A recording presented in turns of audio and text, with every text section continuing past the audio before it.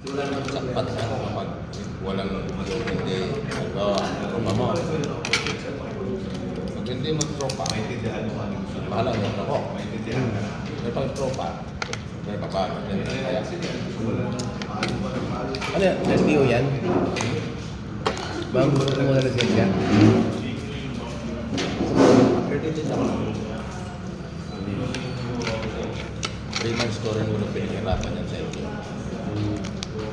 Kahit professional na ako, 3 months pa rin yung miss para ma-handle mo maigi yung estudyante na ito.